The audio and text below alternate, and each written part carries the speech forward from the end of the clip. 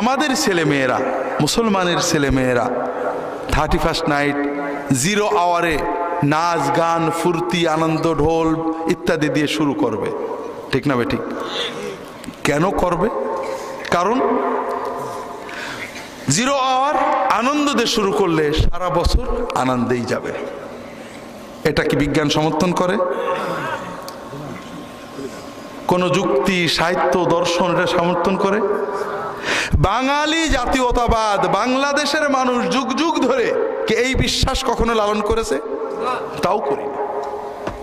এটা Europe, America, Roman paganism থেকে আমরা আমদানি করেছি।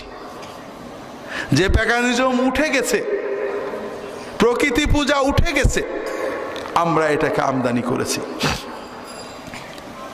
কেউ কি বলে যে ঠিক আছে বছরটা ভালো কাজ দিয়ে শুরু করা যাক, পহেলা 31st নাইটের গভীর রাতে 0 আওয়ারে তোমরা ঢাকা বিশ্ববিদ্যালয়, রাজশাহী বিশ্ববিদ্যালয়ের ছাত্রছাত্রীরা, প্রাইভেট ইউনিভার্সিটির ছাত্রছাত্রীরা যারা পেপসির চেয়ে বিয়ার এবং হুইস্কি খাওয়া বেশি পছন্দ করো, তোমরা 1 বোতল হুইস্কির দাম সবাই শোধ করো, 2 বোতল পেপসির দাম বাঁচিয়ে নাও, 2 দিনের মোবাইলের পয়সা বাঁচাও।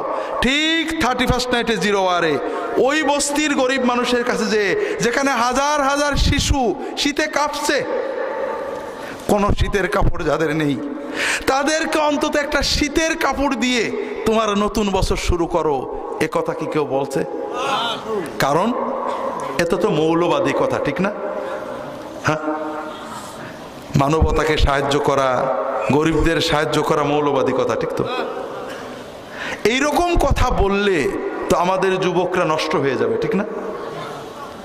তাহলে কেন বলছি না?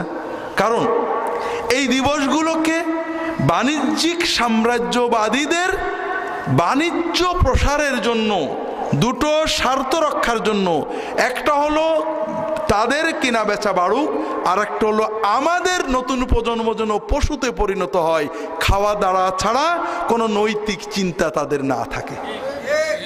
তো ভাইয়েরা, আমি জানি না আপনারা কতটুকু